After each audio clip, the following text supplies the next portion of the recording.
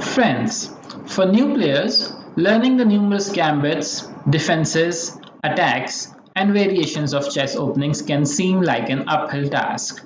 Trying to learn detailed opening lines is not only unnecessary for beginners but probably counterproductive.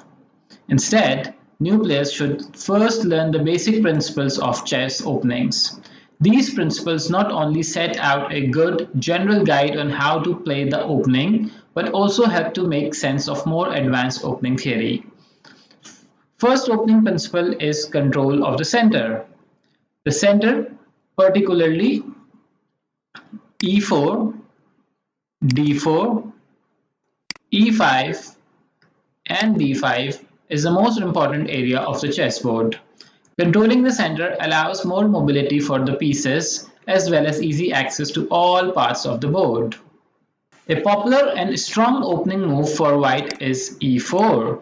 White moves the pawn directly into the center, controlling d5 and f5 squares. It also opens up lines for white's bishop and the queen. A good response for black is also e5, controlling d4 and f4.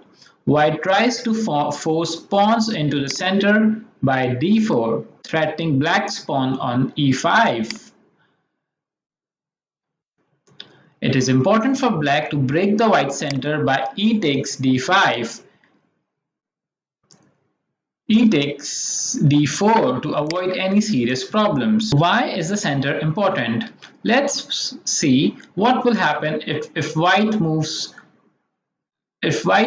into the center and black moves from the edge of the board. Say a6. Pawn moves allows open lines for other pieces to develop. Black a6 move does not help its bishop or queen to come out. It also gives ample time for white to take its pieces out, occupy the important squares, and start generating attack to the black's king. Now white moves d4 and suddenly taking control of c5, d5, e5, and f5 squares, making it difficult for black to develop its pieces on these squares.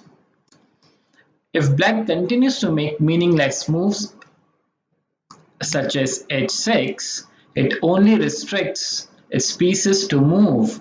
Here, only white knight can move because it can jump over other pieces,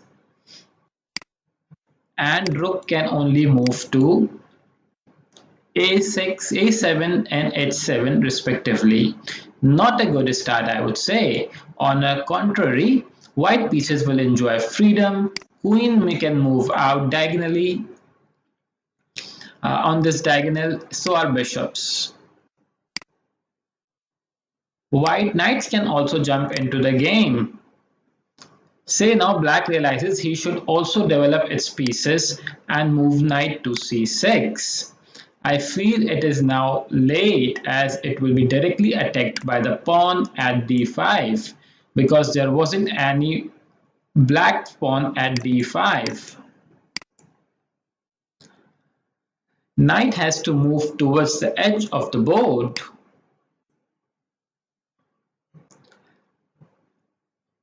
White took its knight out. Now compare. Black's knight is controlling 4 pieces, 4 squares of the board, as compared to white's knight, which is controlling 8 pieces of the board, 8 squares on the board. More importantly, if white attacks this knight again with the pawn at b4, it does not have any good space to move to. You can say it will be trapped and fall soon. If knight moves to c4, it will help white's bishop to develop another piece by capturing knight. Yes, bishop takes c4. Now, logical move for black is to move to d6. But say black takes his other knight out at f6. Since black is not controlling the center, the second knight will also be attacked by the pawn at e5. Say knight moves ahead and attacked onto this pawn, but this pawn is already guarded by this queen, by this knight.